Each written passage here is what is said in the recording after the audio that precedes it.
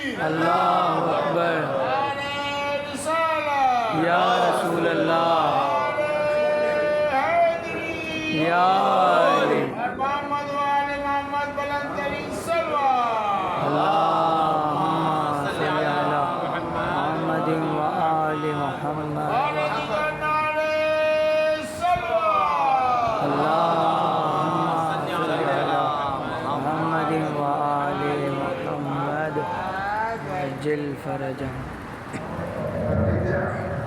اور محمد وآل محمد بلند ترین صلوات اللہم صلی علی محمد وآل تھوڑا سا اگر آگے آ جائیں تھوڑا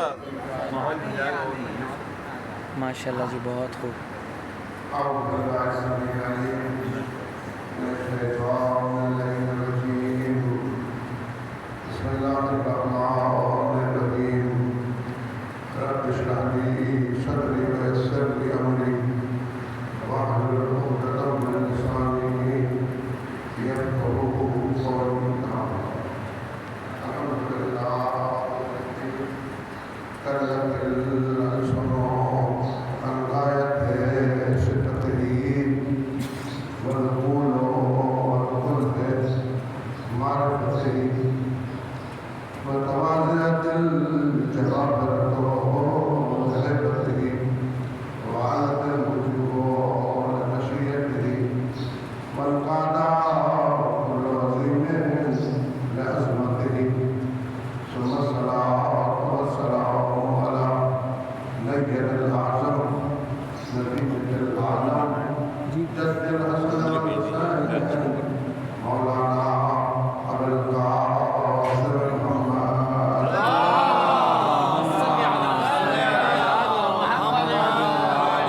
محمد وعلى الطيبين الطاهرين المعصومين الراشدين وبالله الرحيم أما بعد قال الحكيم بسم الله الرحمن الرحيم لو أنزلنا هذا القرآن على جبل لرأيته خاشعا متصدعا من خشية الله تلك الأمثال نضربها للناس لعلهم يتفكرون اللهم كن وليك حجة ابن الحسن صلواتك عليه وعلى آبائه في هذه الساعة وفي كل ساعة وليا وعبدا وعينا وناصرا ودليلا وعينا حتى تصبره أنك قوى وتمتعه فيها طويلا الرحمن عليه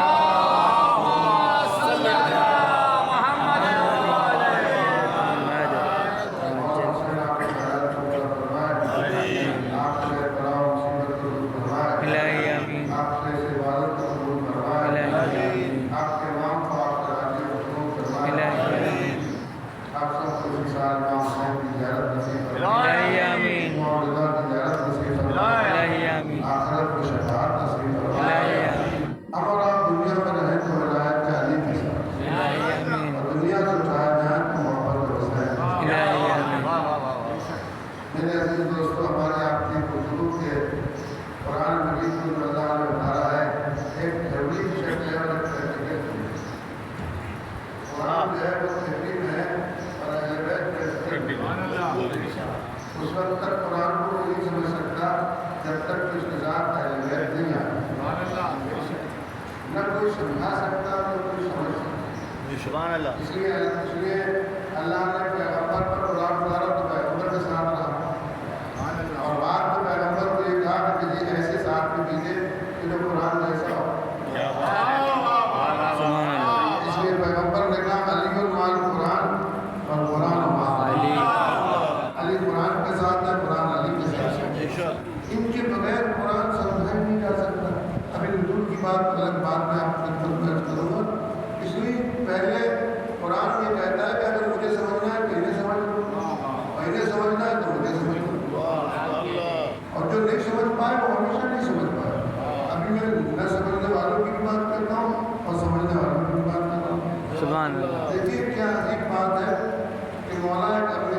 کے امام سے کسی نے پوچھا تھا کہ یا علی ہم قرآن کو نہیں سمجھ پائے، تو کیا سمجھ نہیں پائے؟ تو یہ نہیں سمجھ پائے کہ ایک ہی چیز حرام بھی ہے اور حلال بھی ہے۔ یہ کیسے ہو سکتا ہے کہ ایک چیز حرام بھی ہو اور حلال بھی ہو؟ آپ نے کہا کیا چیز حرام ہے اور کوئی حلال ہے؟ اس نے کہا دیکھیے انگور حلال ہے اور انگور سے نکلی ہوئی شراب حرام ہے۔ انگور کھانے کو ہے اور شراب پینے کو حرام کیا ہے، تو ایک حرام ہے، وہی چیز حلال بھی ہے، وہی چیز حرام ہے۔ اب اگر یہ امام نہ ہو تو تھیوری تو ہے، پریکٹیکل نہیں ہے، کوئی حلال حرام کو سمجھا ہی نہیں سکتا۔ کیا بات، تو آنے والا جو تھا وہ یہودی تھا، اس نے کہا مولا کائنات نے اس سے پوچھا کہ یہ تیرے ساتھ کون کھڑی ہے؟ اس نے کہا یہ میری زوجہ ہے، اور کہا یہ اس کی پہلو میں کون ہے؟ کہا میری بیٹی ہے۔ اس کو ایک کیا بات ہے، سبحان اللہ سبحان اللہ، اس کو ایک ہی ہے، کہا کیوں؟ کہا بیٹی حرام ہے اور بیوی حلال ہے۔ سبحان اللہ سبحان اللہ، ایک ہی چیز ہے، کیا بات ایک ہی چیز ہے، بیوی حرام، بیوی حلال ہے اور بیٹی حرام ہے۔ دیکھیے قرآن نے کہا جب تک یہ نہیں ہوں گے تھیوری ہے، کیا بات ہے، سبحان اس لیے اللہ، اللہ کا شکر ہے کہ ہمارے یہاں تھیوری بھی ہے پریکٹیکل بھی ہے۔ اللہ نے قرآن کو اگر بھیجنا ہوتا تو ہر آدمی کے گھر پہ اتار دیتا۔ ارے آج کل تو کاپیاں چل گئی ہیں، اللہ کوئی کاپی بنا دیتا، ہر ایک شخص کو قرآن دے دیتا۔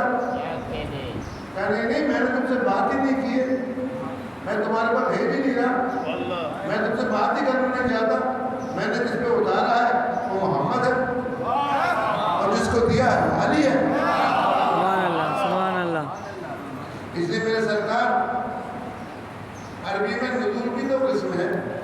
کل میں آپ سے بات کر رہا تھا، آپ بڑی قلت بات ہے، اگر تھوڑی سی میرے ساتھ آپ عنایت کریں گے کیونکہ بہت تھوڑا سخت ہے، میں بہت آسان کر دیتا ہوں بات کو کرنے میں۔ نزول کی دو قسمیں ہیں، ایک تجلی ہے ایک تجافی ہے۔ تجافی اسے کہتے ہیں جو آ کر رک جائے، اسی لیے جو نزول ہوتا ہے آسمان سے وہ کبھی مادی ہوتا ہے اور کبھی معنوی ہوتا ہے۔ نزول جو ہے مادی بھی ہے اور معنوی بھی ہے۔ مثلا بارش کا پانی جو ہے وہ مادی ہے، انزل من السماء ماء، اور اس کے نزول پانی کی کیفیت یہ ہے کہ جب اوپر سے چلا ہے تو جیسے اوپر سے چلا نیچے آیا تو اوپر سے رابطہ قطع ہو گیا، اب وہ پانی دوبارہ اوپر نہیں جا سکتا، اس کا رابطہ برقرار نہیں ہو سکتا، حالانکہ ہے نزول لیکن رابطہ اوپر سے قطع ہو گیا۔ اسی طریقے سے قرآن نے کہا انزلنا الحدید فیہ بأس شدید، ہم نے آسمان سے لوہے کو اتارا، اور لوہا جب آسمان سے چلا تو اوپر سے رابطہ جب ختم ہوا اور نیچے شروع ہوا رابطہ تو اوپر سے رابطہ کٹ گیا۔ تمہارا جو چیز مادی ہوتی ہے اس کا رابطہ اوپر سے ختم ہونے سے نیچے ہونے کے بعد رابطہ کٹ جاتا ہے، حالت ہے یہ بھی نزول۔ اور قرآن کا ایسا نزول ہے کہ جو اوپر سے رابطہ قطع ہو جائے اور نیچے آ کے رک جائے تو یہ قرآن کے ساتھ ظلم ہوگا۔ قرآن کا رابطہ اوپر سے بھی ایسا ہی ہے جیسے نیچے سے۔ سبحان اللہ، قرآن کو جو اللہ نے اتارا ہے وہ کاٹ کے نہیں اتارا ہے کہ کٹ گیا نہیں، برابر رابطہ ہے، برابر نتیجہ ہے، برابر گفتگو ہے۔ اس کو پڑھو خدا کو پہچانو، خدا کو پہچانو قرآن کو پڑھو۔ سبحان اللہ سبحان اللہ، مانے یہ جو رابطہ ہے یہ برابر ہے۔ اب اس میں ہمارے یہاں ایک فقہی مسئلہ ہے، بہت عجیب مسئلہ ہے کہ میں نے آپ کی خدمت میں پہلے دن شاید نقوی صاحب نہیں تھے، یہ بات موضوع شہر تھا لیکن اس کو کامل کرنے کے لیے یہ بات ضروری ہے۔ وہ یہ سرکار کے وہ یہ کہتے ہیں، لوگ یہ کہتے ہیں کہ جب قرآن نازل ہوا تو نازل کرنے میں لانے والا جبرائیل تھا، نزول میں جبرائیل تھا، اور پھر کہتے ہیں قرآن ایک لیٹر کی مانند ہے جو اللہ نے جبرائیل علیہ السلام کو دیا اور لے کے آ گیا، اب پیغمبر کو سنا دیا۔ حالانکہ یہ ویسی نہیں ہے، قرآن لیٹر کی مانند نہیں ہے، تو اسے کہتے ہیں کہ جس میں آپ کو پتہ نہیں کیا لکھا ہے، یا تو لانے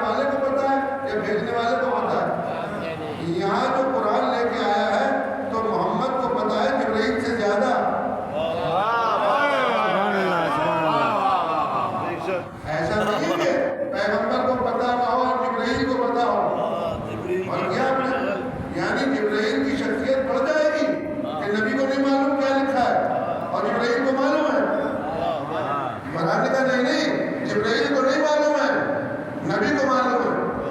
اب آپ اس کو کیسے حل کریں گے؟ غزالی اس میں دھوکہ کھا گیا, راضی اس میں دھوکہ کھا گیا, اور اس نے ساتھ میں راضی نے یہ کہا کہ بھائی بات دراصل یہ ہے, سب سے بڑی بات ہے فخر الدین راضی کی آج بھی الفاظ اس کے لکھے ہوئے رکھے, میں آپ کو کرامت کی بات بتا رہا ہوں کہ بھائی بات دراصل یہ ہے کہ جبرائیل جب اللہ سے قرآن لے کے چلتا ہے تو اللہ میاں سے معجزے مانگتا ہے. اگر یاد ہو آپ کو پہلے دن کی بات, تو اللہ اس سے معجزہ دکھاتا ہے کہ یہ میرا کلام ہے, ورنہ جبرائیل اللہ سے نہیں مانے گا. یعنی خدا بھی ہاتھ سے گیا اور قرآن بھی گیا. جبرائیل علیہ السلام بجائے قرآن لینے کے خدا کے بارے میں شک میں ہو گیا کہ یہ خدا کا کلام ہے نہیں. حالانکہ قرآن کا ایک نام ہے لا ریب فیہ, اس میں کہیں شک ہے ہی نہیں. سبحان اللہ. شک وہاں ہوتا ہے, میں عرض کر رہا ہوں ہمارے علم کلام میں شک وہاں ہوتا ہے جب دو ہو, ایک اور دو, دونوں میں شک ہوگا نا. لیکن قرآن نے کہا قرآن ایسی کتاب ہے جہاں پر ایک کے علاوہ دوسرا ہے ہی نہیں. سبحان اللہ. دینے والا خدا ہے, لینے والا جبرائیل ہے, بیچ میں شیطان ہے ہی نہیں, تو شک کی کیا ضرورت ہے؟ کیا بات. شک کی کیا ضرورت ہے؟ شک تو ہو ہی نہیں سکتا. لہذا وہ کہتے ہیں فخر الدین رازی صاحب کہ جب جبرائیل اللہ میاں سے قرآن لیتا ہے, اب دیکھ میں ساری باتیں بتا کروں, لیتے وقت اللہ سے معجزہ مانگتا ہے. چھوٹا بڑے سے معجزہ مانگے, چاہے عالم سے معجزہ مانگے, مخلوق خالق سے دلیل مانگے, یہ مل نہیں سکتا. یہ توحید خدا کی ہو رہی ہے. اور کہنے لگے جب معجزہ لے چکا ہوتا ہے اور سمجھ چکا ہوتا ہے کہ یہ کلام اللہ ہے, تو پھر نبی کی طرف بڑھتا ہے. اب جب جبرائیل نبی پہ نازل ہوتا ہے تو نبی کلام اللہ سمجھنے کے لیے جبرائیل سے معجزہ مانگتے ہیں کہ تو بتا کہ اللہ کا کلام ہے نہیں. لہذا جبرائیل کو اللہ کا کلام سمجھانے کے لیے نبی کو معجزے دکھانے پڑتے ہیں. دیکھیے کیا اہل بیت سے دوری پر جہالت کی طرف ڈوبتے چلے جا رہے ہیں. کوئی نکالنے والا نہیں ہے, کوئی بچانے والا نہیں ہے. علی کو چھوڑ کر سوائے ہلاکت کے اور ملتا ہی کیا بات ہے. سبحان اللہ. اور کیا ہے؟ تو جبرائیل جب پیغمبر معجزہ مانگتے ہیں, جب معجزہ دے دیتا ہے تو پیغمبر کہتے ہیں اللہ کلام ہے. یہ بات نہیں, معجزہ مانگنا امت کا کام ہے. جبرائیل کا پیغمبر کا نہیں ہے. امت ہے وہ جائے, جب اسے فرمایا جائے گا تو وہ کہے گا آپ اللہ کا رسول ہیں, تو وہ کہے گا کیا چاہیے تمہیں کہ میں تمہیں اطمینان دلا دوں. کہیں گے چاند کے ٹکڑے کر دو, اچھا کر دیتا ہوں. پانی کو میٹھا کر دو, اچھا کر دیتا ہوں. مردے کو زندہ کر دو, اچھا کر دیتا ہوں. یہاں پر جہالت ہٹا کے علم کو لانا پڑتا ہے, اس لیے امت پیغمبر سے معجزے مانگتی ہے. وہاں جبرائیل بھی عالم ہے اور پیغمبر بھی عالم ہے. علم کے معاملے میں معجزہ مانگنا ضروری نہیں ہے, اور وہ ایک ہی ہے دونوں. اچھا تو ہے کیا مسئلہ؟ جبرائیل جو قرآن لے کے آتا ہے پیغمبر کے پاس, دیکھیے سزا کتنی عجیب بات ہے. جبرائیل علیہ السلام جب قرآن لے کے آتے ہیں پیغمبر کے پاس, تو ظاہر ہے سب کو پتا ہے کہ جبرائیل کی زبان سے جاری ہو رہا. تو کیا جبرائیل کی زبان سے جاری ہونے پر جبرائیل پیغمبر کے درمیان میں اور خدا کے درمیان میں وسیلہ ہوا نہیں ہوا؟ سبحان اللہ. وسیلہ ہو گیا نا. پیغمبر نے کہا میرے اور خدا کے درمیان میں کوئی وسیلہ نہیں ہے, میرے خدا کے درمیان میں کوئی وسیلہ نہیں ہے. کسی ملک کو طاقت نہیں ہے کہ اللہ کے اور محمد کے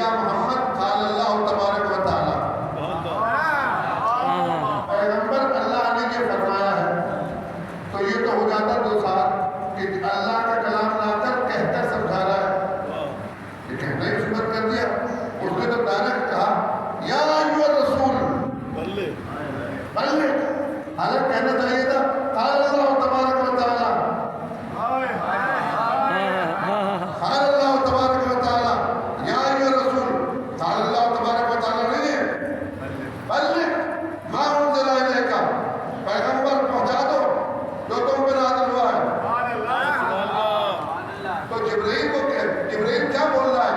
جواب یہ ملا اللہ نے لمحات کے لیے جبرائیل کی زبان کو لسان اللہ کر دیا. سبحان اللہ سبحان اللہ. جو پیغام کو پہنچا رہا ہے یہ ایسی بات ہے جیسے لاؤڈ اسپیکر سے میں بول رہا ہوں تو لاؤڈ اسپیکر آواز نہیں ہے. لاؤڈ اسپیکر جو ہے وہ میری آواز کو آپ تک پہنچانے کا ذریعہ بنا ہوا ہے. جبرائیل علیہ السلام خود اللہ نہیں ہے. جبرائیل جو ہے اس کی زبان اس کی گفتگو لسان اللہ ہے اس لیے وہ اپنے کو ہٹا کے لسان اللہ کو پیش کرتا ہے. سبحان اللہ سبحان اللہ. اس کی مثال آپ کی خدمت میں ایک اور دوں اس سے معتبر مثال کہ آپ بتائیے موسیٰ جو تھے وہ کوہ طور پر باتیں کر رہے تھے اللہ سے باتیں کر رہے تھے اللہ سے اور جو گفتگو تھی اللہ سے موسیٰ کلیم کی وہ درخت کے پیچھے سے تھی. تو 7 جگہ پر لکھا ہے انی انا اللہ تو درخت کہہ رہا تھا یا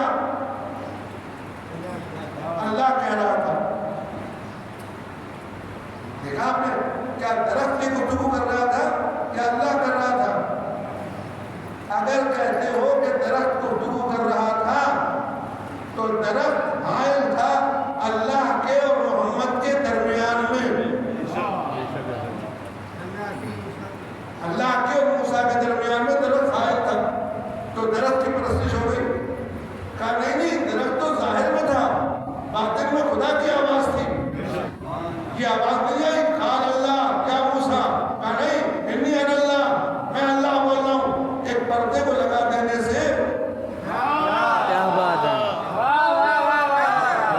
حجاب کے آ جانے سے کوئی وہ شخصیت بدل نہیں جاتی. خدا نے پیغمبر کے درمیان میں اور اپنے درمیان میں کسی کو حائل رکھا ہی نہیں ہے.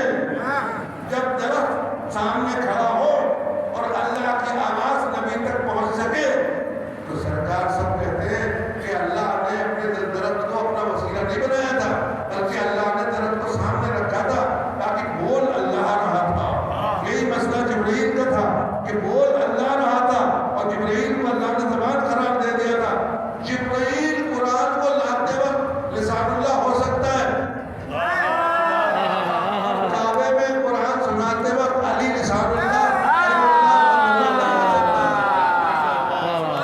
محمد وآل محمد سلام. کیا بات ہے بھائی محمد. اور کیا ہم نے جتنے مفتی دیکھو جس کو دیکھو وہ یہ کہہ رہا ہے اللہ میاں نے جبرائیل کو قرآن دے دیا. قرآن جبرائیل کو دے ہی نہیں سکتا. قرآن تو لوح محفوظ میں اچھا دینا وہ ہوتا ہے جہاں دے کے فارغ ہوئے وہاں سے رابطہ ختم ہو گیا وہاں سے رابطہ ختم نہیں ہوتا. بلوا قرآن مجید لوح محفوظ وہ لوح محفوظ ہے. بھائی ایسا کیسے ہو سکتا ہے ایک چیز 2 جگہ میں محفوظ ہو؟ جناب آپ دیکھیں آپ کے پاس جو بصارت ہے وہ آپ کی آنکھ میں بھی ہے. کیا بات. اب اس کو آپ دیکھ رہے ہیں اس کے بعد بھی ہے. اگر آپ سے کہا جائے سورج کو دیکھیے تو سورج کو دیکھتے وقت آپ نے اوپر دیکھا آپ بتائیے آپ نے آنکھ کی بصارت کو دیکھا نا تو کیا نیچے سے رابطہ ختم ہو گیا؟ واہ واہ واہ. یہ برابر باقی رابطہ ایک ہے. الگ تو کیا آنکھ میں کیا ہے کہ آنکھ میں نور ہے. نور میں یہ طاقت ہے کہ رابطہ ختم نہیں ہونے دیتا. ادھر بھی ہو ادھر بھی ہو اس کا بھی ہو ان کا بھی ہو. کیا بات ہے. یہ مسئلہ کیوں ہے میرے سرکار؟ یہ مسئلہ اس لیے وجود میں آیا کہ لوگوں نے ایسوں کو امام بنایا جو جاہل نہیں تھے بلکہ ابو جہل تھے. کیا بات ہے بھائی واہ واہ واہ. اور بہت بڑی بات ہے. میں آپ کو مثال دے رہا ہوں 2-3 مثالیں دیتا ہوں آپ کی خدمت میں کہ ایک شخص گزرا تاریخ میں شاہ عبدالعزیز دہلوی شاہ محدث صاحب دہلوی شاہ محدث کا بیٹا بھی محدث ہوا یہ محدث ہے.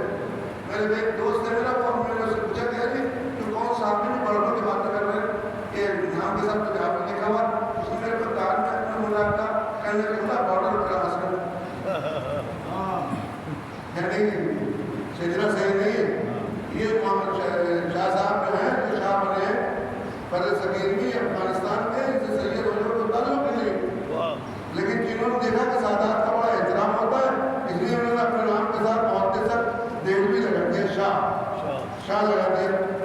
اب یہ لوگ کیا لکھتے ہیں؟ یہ لکھتے ہیں دیکھیں قرآن کو اگر اتارتے کر پہاڑ پر تو شاہ ہو جاتا. اب کس کے لیے لکھ رہے ہیں؟ پہلے امام جو تھے وہ احمد ابن حنبل، ان کے کتاب ہوتا ہے جن کو لوگ مانتے نہیں ہیں. احمد ابن حنبل کی تعریف یہ تھی کہ وہ قرآن سے بہت محبت رکھتے تھے، قرآن سے بہت خوش رکھتے تھے، قرآن بہت پڑھتے تھے، بہت پڑھتے تھے، اور یہاں تک کہ پڑھتے پڑھتے مر گئے. نہیں پڑھنے لیکن نیزے پہ تو نہیں پڑھانا.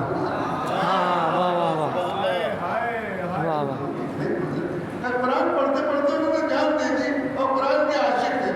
یہ ان کی تعلیم لکھ رہے ہیں.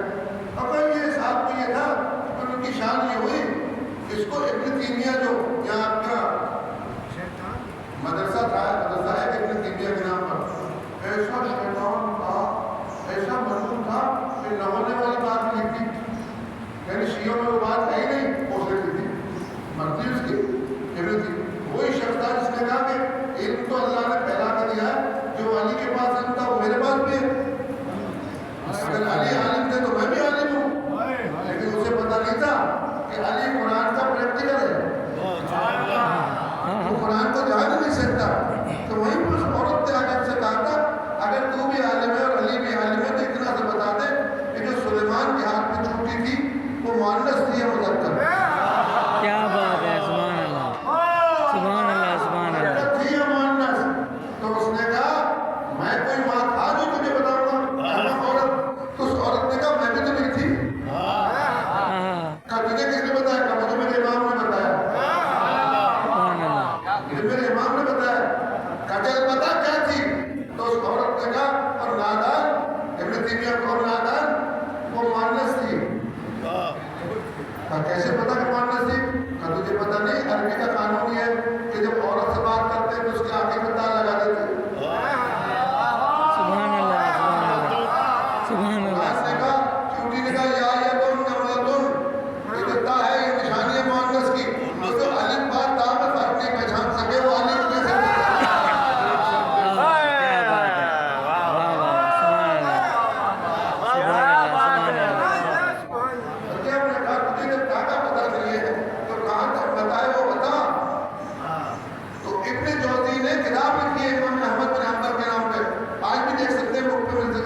کتاب احمدیہ، اس کا ترجمہ بھی ہو گیا. سرکار اس میں کیا جملے لکھے کہ آدمی کو کبھی کبھی ہنسی آتی ہے کہ احمد بن حنبل کی تاریخ میں یہ لکھا ہے کہ اتنے قرآن کے عاشق تھے کہ ایک دن ان کے مرید نے خواب میں دیکھا کہ ان کی قبر میں بارش جو برسی تھی اس کو سوراخ ہو گیا قبر میں. تو کہا کہ یہ تو بڑا بڑا ہوا، بتاؤ مرید قبر میں گیا اور بہت رویا اور بے ہوش ہو گیا. تو احمد بن حنبل کو دیکھا یہ احمدیہ میں لکھا، اس نے ابن تیمیہ میں کہا کہ پھر وہ بے ہوش ہو گیا اور بے ہوش ہونے کے بعد اس نے امام احمد بن حنبل کو دیکھا. بھائی کیوں رو رہا ہو، کیا بات ہے؟ رونا پیٹنے کی بات کر. پھر سرکار آپ کی توہین دیکھ کر کہ آپ کی قبر میں بارش کو سوراخ کر کے میرے پاگل آدمی این جملے میری قبر میں پانی نے تھوڑی سوراخ کیا تھا، میرے سے تو اللہ میں ملنے آیا تھا. استغفر اللہ استغفر اللہ. سوراخ کریے، سوراخ سے دیکھیے جہاں پر مادہ نہیں ہے اس کو خدا کہتے ہیں، اور یہاں پر خدا کے وجود کو مادی بتا رہا ہے. جو قرآن کو نازل کر رہا ہے بغیر مادے کے، اس کے بارے میں کہا کہ میرے سے تو اللہ میں ملنے آئے تھے. تو ظاہر ہے اللہ آئے گا تو قبر شگافتہ ہو جائے گی. اب سمجھ میں آیا کہ تمہارا والا آئے تو قبر شگافتہ ہو جائے اور علی آئے تو کہنا نہیں بولے تھے. پہلے بولنے کے لیے آیا تھا اس لیے قبر شگافتہ ہو گئی. اور پھر اللہ نے مجھ سے کہا کہ مالک یہ اعزاز میں نے تجھے دیا ہے، تیرے لیے رکھا ہے کہ آج سے جو تیری قبر کو بوسہ دے گا اس کے لیے عبادت لکھی جائے گی. دیکھو کیا لکھ رہے ہیں، مالک اگر قرآن پڑھ پڑھ کے مر جائے تو اس کی قبر بوسے کے قابل ہوتی ہے، اور پیغمبر کی چہرے کو چیمنے کے لیے کرنا بدعت ہے.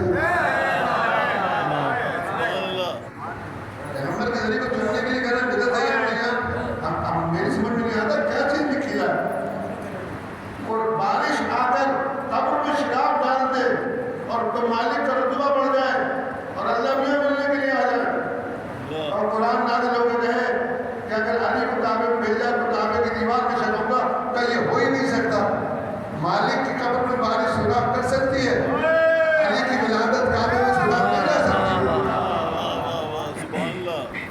اس لیے میری سرکار بات دراصل ہے یہ کہ کائنات نے قرآن کو سمجھنے کی کوشش کی ہے، ہمارے سے قرآن کو سمجھنے کی کوشش نہیں کی۔ میں آپ کی خدمت میں ایک ایسی بات عرض کر رہا ہوں کہ جو آپ کے عالم کی، جن کو آپ جانتے ہیں، کچھ ایسے لوگ جو بیٹھے ہیں، میں جن کو دیکھ رہا ہوں کہ جو اس عالم کے متعلق نہیں تھے، آیت اللہ کوئی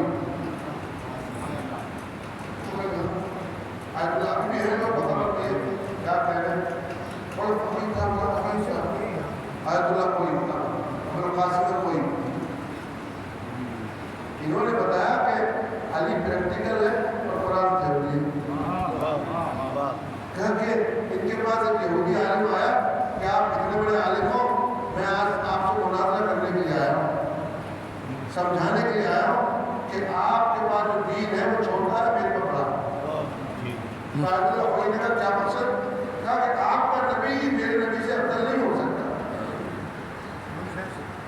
کس سے کہا موسیٰ سے افضل نہیں ہو سکتا؟ تو کہا کہ آپ بھی دلیل دیں، میں بھی دلیل دیتا ہوں۔ میرا سلام علیکم کوئی کے اوپر کہ انہوں نے کہا کہ آج تو میں تھک گیا پڑھاتا ہوا، اور کل آ گیا صبح صبح کا وقت ہوگا، تم بھی دلیل دینا، میں بھی دلیل دوں گا۔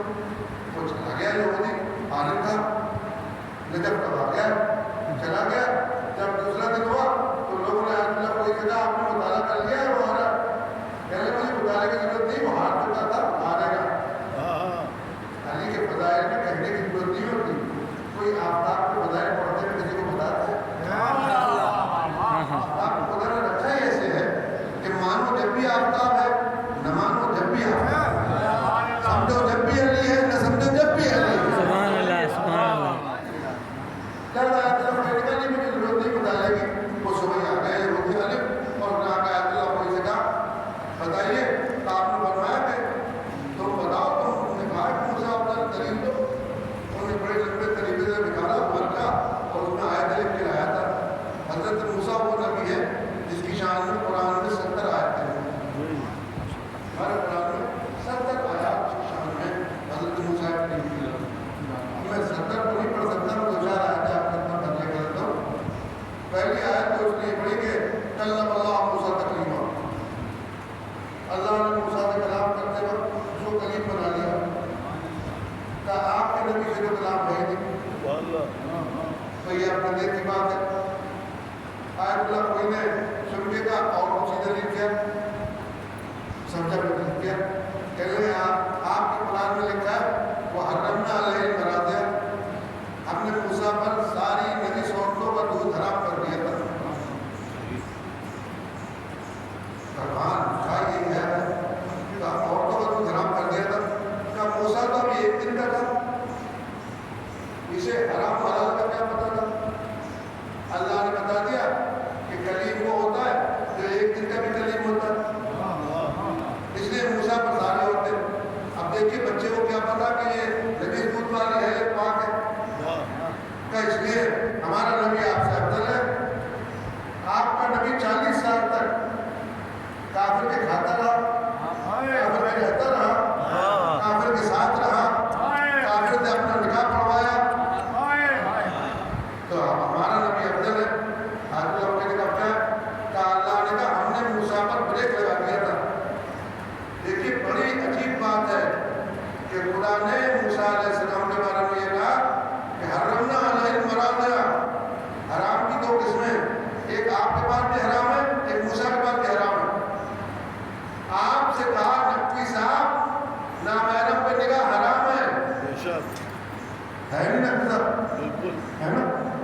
چوری حرام ہے، جھوٹ بولنا حرام ہے، دھوکہ دینا حرام ہے، ظلم کرنا حرام ہے، لیکن لوگ کر بھی لیتے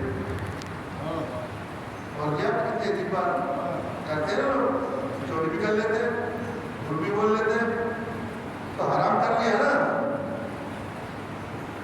ہمارے پر حرام ہے لیکن حرام تکوینی نہیں ہے، حرام تشریعی ہے۔ اگر نہیں کرو گے تو جزا ملے گی، اور کرو گے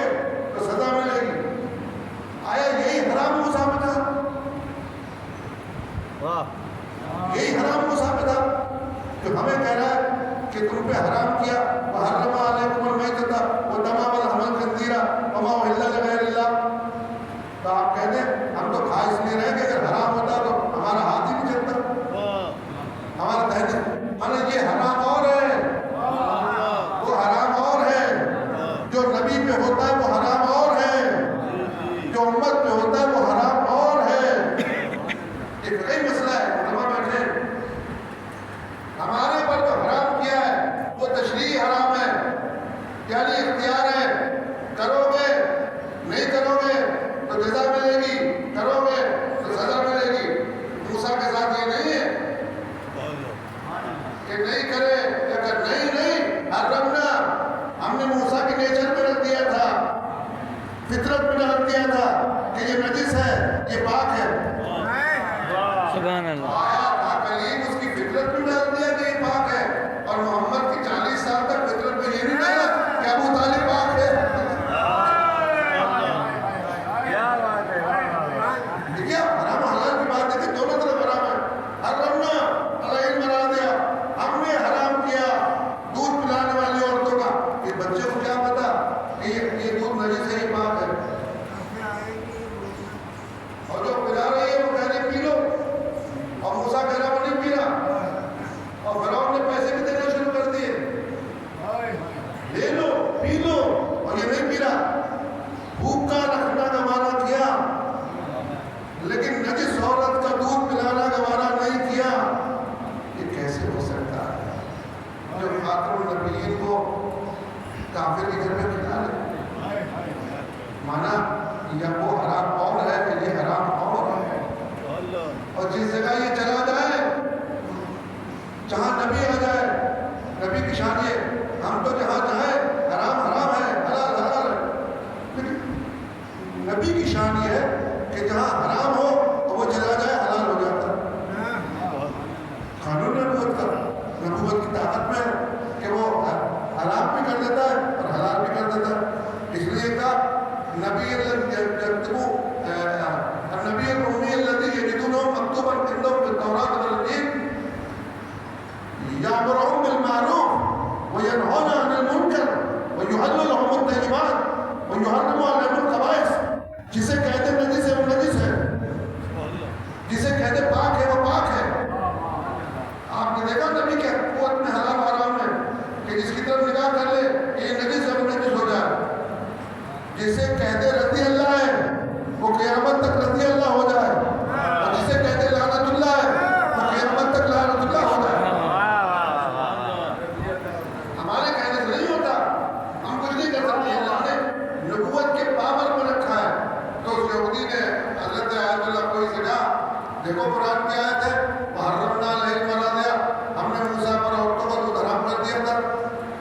تو ہمارا نبی وہ ہے جو بچپن میں پہچانتا ہے کہ نجس کون ہے اور پاک کون ہے، افضل کون ہے، اس لیے افضل ہے۔ سبحان اللہ۔ آیت اللہ کوئی نے پھر کہا اس کے علاوہ کوئی دلیل ہے، اس پر نہیں کی، اور بھی ہے کہ ہمارے نبی سے خدا نے خود کہا ڈائریکٹ موسیٰ انی انا اللہ، موسیٰ میں تیرا اللہ بات کر رہا ہوں، تو اللہ بات کر رہا تھا تو قابل تعریف ہو گیا نا۔ تو آیت اللہ کوئی نے کہا کوئی اور بھی دلیل ہے، یہ تو میں نے لکھ لی اور بھی دلیل ہے، وہ برابر دیتا رہا۔ اب یہودی عالم نے جب اپنے دفتر کو بند کیا کہ اب آپ کیجیے، بسم اللہ آپ کیجیے دلیل، میں تو دے چکا، میں نے ثابت کر دیا کہ موسیٰ افضل ہے۔ تو آیت اللہ کوئی نے کہا کہ دفتر کو بند کر لیا، تم چلے گئے اور تم ہار گئے میں جیت گیا، تم ہار گئے میں جیت گیا۔ تو اس نے کہا ابھی تو آپ نے دلیل نہیں دی، پہلے مجھے دلیل دینے کی ضرورت نہیں، میری دلیل تم نے دے تو دی، تم نے دے کہا میں نے کیا دلیل دی کہ تم نے اپنے نبی کی نبوت کو ثابت کرنے کے لیے میرے نبی کا قرآن کیوں پڑھا؟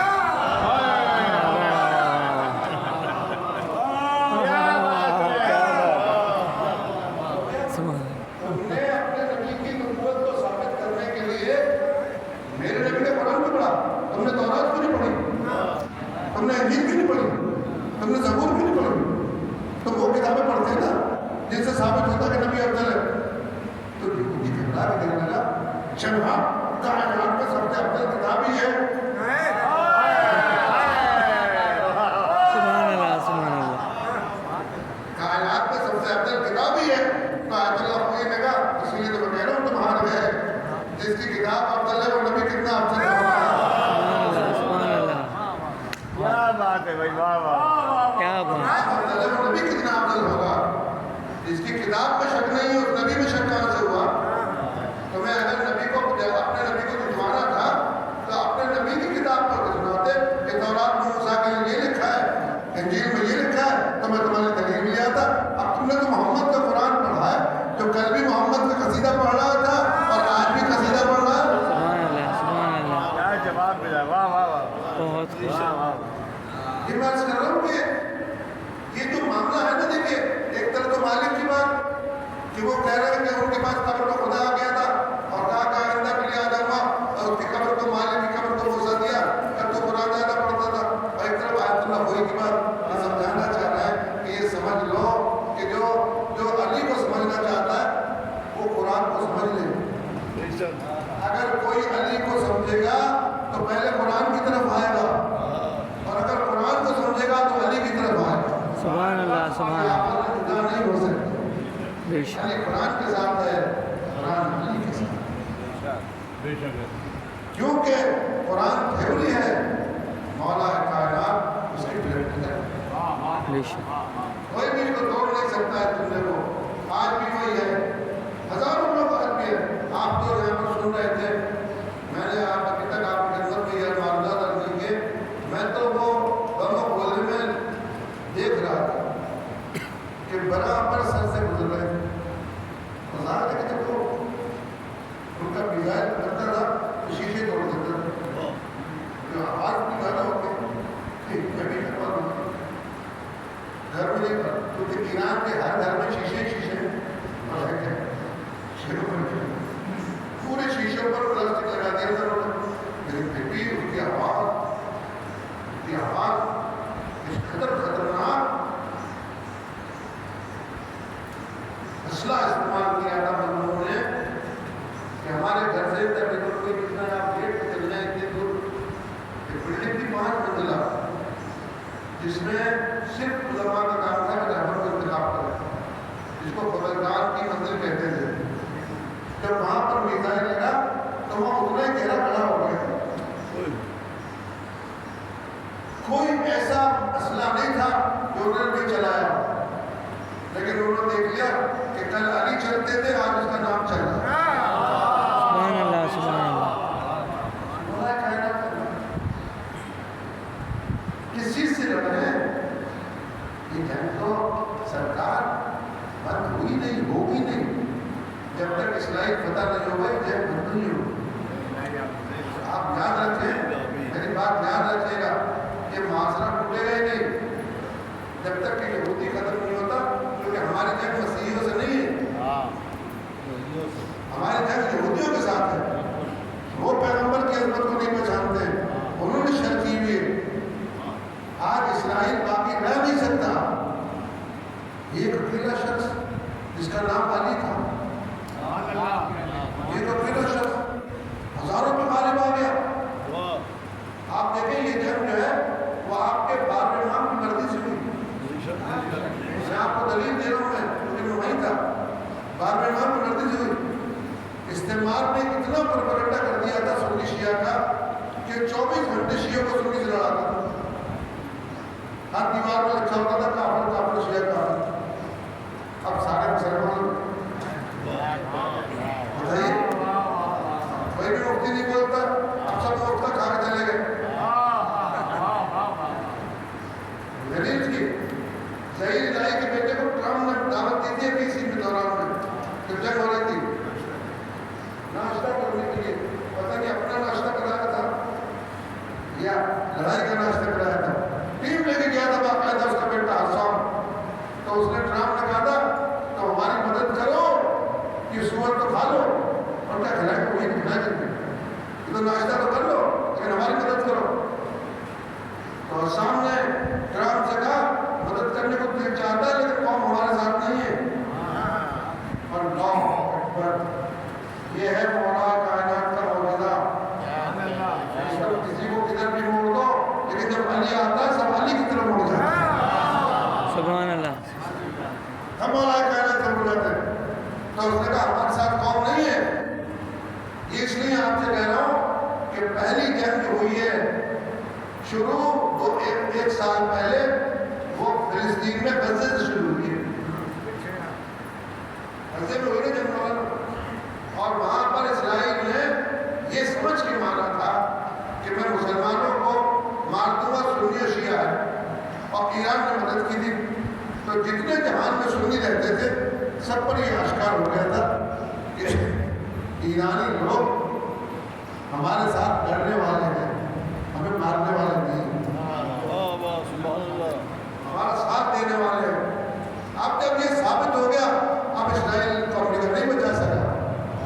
وہی غزہ جس میں ہزاروں سنی تھے اور اسلام شیعت کے خلاف تھے, عاشورہ کے دن شادی کرتے تھے, اسی کے افراد نے یہ کہا کہ ہم غلطی پر تھے اور ہمارا امام تو علی ہے.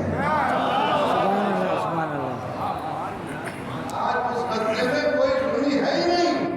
آپ دیکھیے وہ جو شہید ہوا ان کے دو سردار, ایک تو تہران میں اس کے آگے لگا, اور ایک وہ دوسرا جو تھا وہ دشمن کے لشکر میں گھس گیا اور اس نے جا کے کہا آ مجھے مار.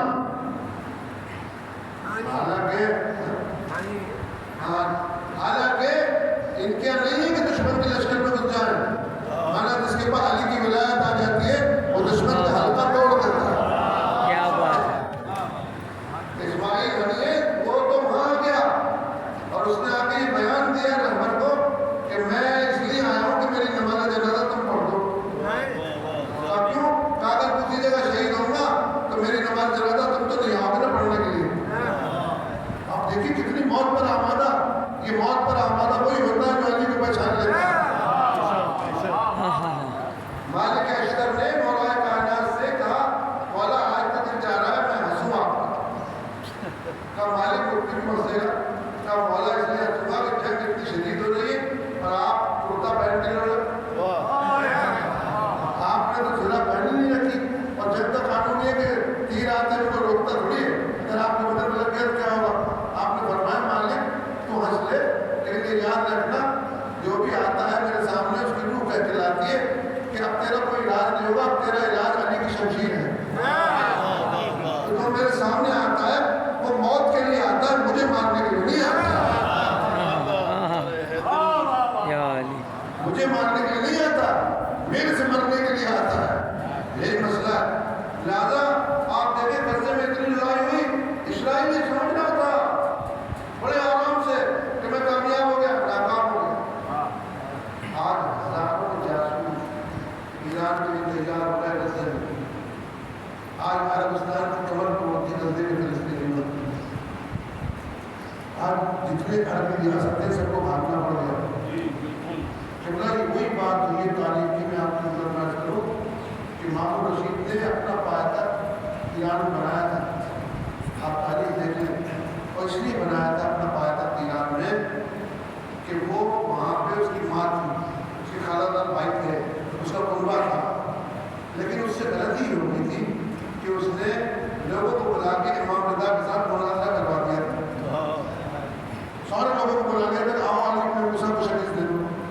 جب لوگ آئے جگہ جگہ سے, جو ایران میں شیعہ پڑھا ہے اس لیے پڑھا, لوگ آئے جب جگہ جگہ سے مناظرہ کرنے کے لیے, تو جب امام رضا نے سب کو آنے کر دیا تو ایک تو یہ کیا کہ انہوں نے اپنے پاسپورٹ بھیج دیے کہ اب اپنی قوم میں جا کے کیا کریں گے. ہم تو بلد پہ تھے, عالم تو یہی. اور جب صبح مامون رشید اپنے گھر سے نکلتا تھا تو ہر ایک آدمی کہتا تھا ارے ظالم کہ رضا کے ہوتے ہوئے تو امام بنے بیٹھا ہے. ظالم امام رضا کا امام ہونا چاہیے, تو کیسا امام ہے. لہذا مامون رشید کو ان کی موجودگی میں خراسان سے بھاگ کے دوبارہ بغداد میں جانا پڑا. وہی مسئلہ غزے میں ہوا ہے. اسرائیل نے مار کے سمجھا تھا کہ میں ان کو مار کے دبا دوں گا, وہاں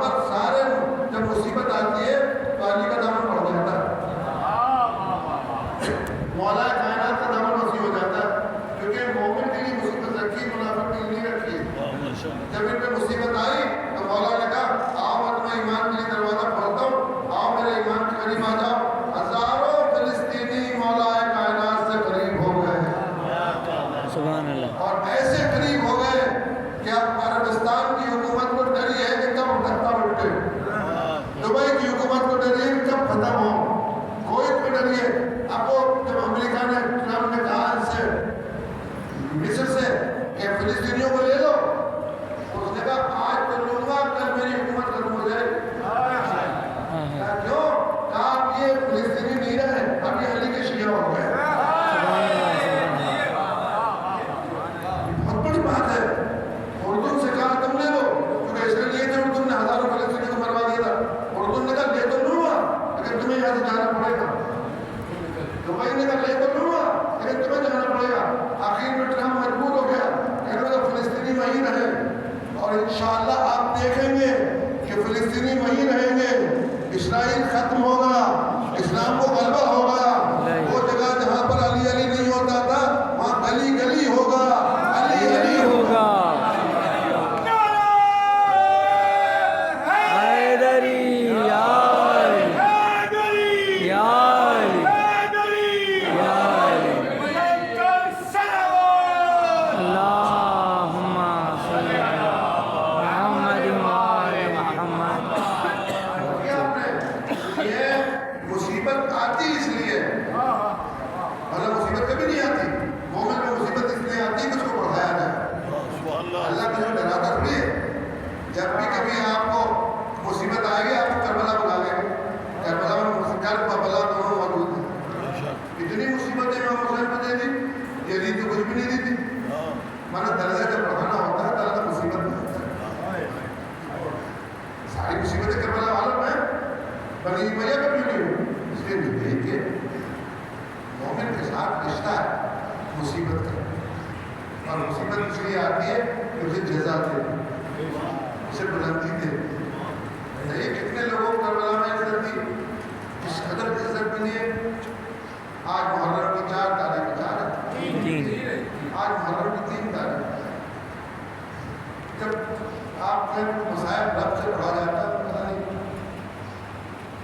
دیکھتا ہوں، جب مدینے سے 28 رجب کو ایک قافلہ چلا تو اس قافلے کی شان یہ تھی کہ لمبی قطار بن گئی تھی، اور امام حسین نے اس قافلے کو عشاء کی نماز کے بعد حرکت دی تھی۔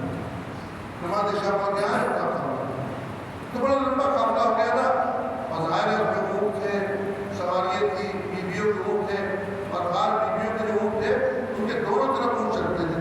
اس میں زینب کبریٰ کا اونٹ جو تھا نا اس کے ادھر بھی اونٹ تھا اور ادھر بھی اونٹ تھا، تاکہ زینب کی سواری کو دیکھ نہ سکے۔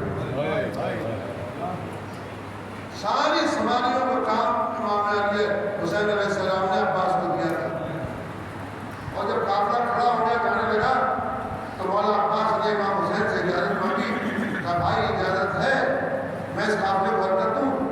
تو امام حسین نے کہا عباس تمہیں سردار بنایا، علمدار بنایا، تم اس قافلے کو چلاؤ۔ جناب عباس قافلے کو چلا کے اول سے لے کر آخر تک دیکھا آگے حسین چل رہے سردار اور پیچھے علمدار چل رہے۔ تھوڑی دیر میں دوڑتے ہوئے اس قافلے کے ساتھ جو ابھی مدینے کے دروازے تک پہنچا تھا، ابو الفضل عباس نے اپنا گھوڑا دوڑایا اور امام کی خدمت میں آئے اور کہا مولا تھوڑی دیر کے لیے قافلے کو روک دیجیے، تھوڑی دیر کے لیے قافلے کو روک دیجیے۔ کہا بھیا عباس کیا بات ہے؟ کہا مولا آپ کی وہ بیمار بیٹی جس کو چھوڑا ہے وہ پلکتی ہوئی باہر آ گئی ہے، اور ام سلمہ اور ام اسماء بنت امیس اس کے ساتھ ہیں اور برابر ماتم ہو رہا ہے، تو وہ کہہ رہی کہ شکرا چپ ہو جاؤ، مولا اس بیٹی کو کوئی خاموش کر ہی نہیں سکتا سوائے حسین۔ یہ روتی ہوئی باہر آ گئی ہے، آپ جائیے آپ بھی خاموش کیجیے۔ امام علی مقام نے کہا عباس میں جاتا ہوں۔ حضرت فاطمہ زہرا کے قریب آئے اور آگے کہا بیٹا کیا بات ہے کیوں رو رہی ہو؟ کہا بابا میں نے آپ کے سبب اور نہیں دیکھا، آپ پنڈتن کے نشان ہیں، آپ میرے گھر سے خود بھی جا رہے ہیں، زینب کو بھی لے جا رہے ہیں، اصغر کو بھی لے جا رہے ہیں۔ بابا جب آپ نکل گئے تو میں نے دیکھا گھر میں میرا دل نہیں لگتا، آپ ایسا کرو اصغر کو چھوڑ جاؤ اور زینب کو چھوڑ جاؤ۔ اے مولا ایک پیشکش کی تھی بیٹی نے، امام نے کیا کہا؟ کہ شورا مصلحت خدا یہ ہے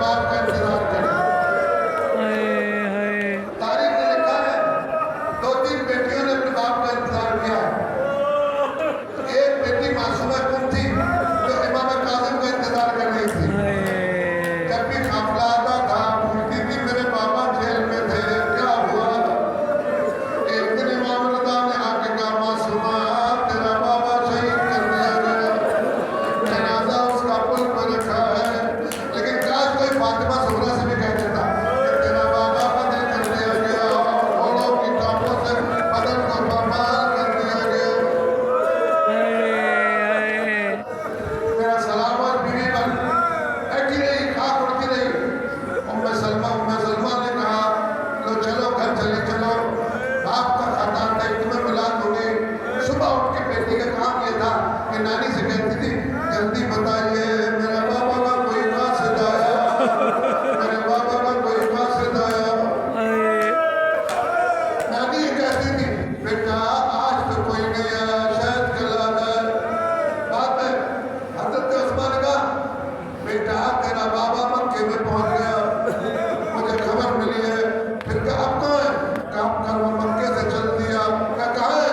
کربلا کی طرف چلا ہے، شاید پہنچ جائے گا۔ اب تو اکبر بڑا ہو گئے، اب تو اصغر بھی بڑے ہو گئے ہوں گے۔ بیٹی تھی بہانے ڈھونڈ رہی تھی، مانگتا تھی بھائیوں سے میرا بابا اکبر کو بھیج دے، اکبر کو بھیج دے۔ لوگوں نے کہا فاطمہ زہرا اگر حسین نے خط نہیں لکھا ہے تو تم لکھ دو، تمہیں خط حسین کے نام لکھ دو۔ نانی نے کہا تم لکھ دو۔ اچھا میں خط لکھتی ہوں۔ ایک خط لکھا بابا مجھے بھول گئے، بابا میرے ارمان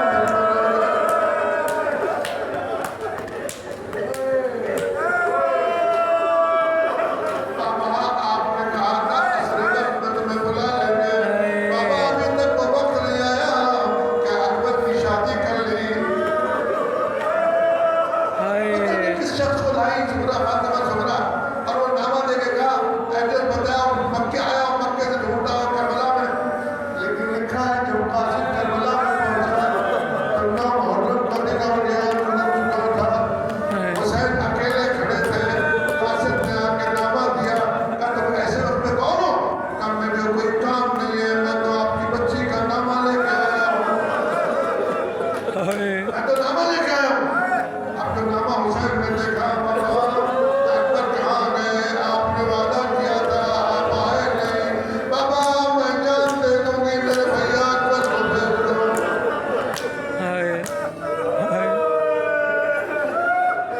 زہرا نے کہا تھا قاصد سے میرے بابا سے جواب لے کے آنا۔ قاصد حسین کے سامنے کھڑا تھا، امام اکیلے کھڑے تھے۔ کہا مولا میں نہیں جاؤں گا جب تک جواب نہیں لکھو، کوئی خط کا موضوع بنا لو۔ حسین نے کہا زہرا سے میرا سلام کہنا زہرا حسین نے خط تو لکھا تھا لیکن وقت مقدر میں نکل گئی، یہ اکبر ہے، یہ قاسم ہے، یہ اور ہے، یہ محمد ہے، یہ جعفر ہے، یہ عقیل کی اولاد ہے، یہ میرا بھائی عباس ہے۔ اب میرے پاس کوئی فرقہ نہیں جس میں زہرا کو اپنی خیریت لکھوں۔ ہائے مولا،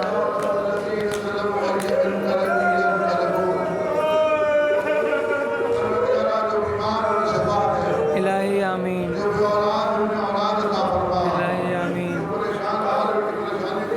الہی آمین، الہی آمین، الہی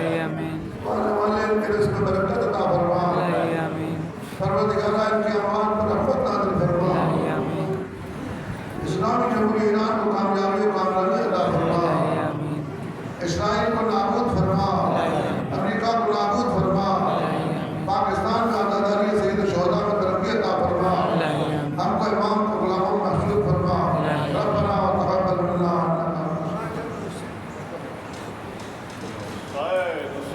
حسین حسین حسین حسین حسین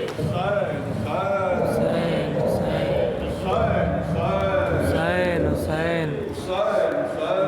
حسین حسین حسین حسین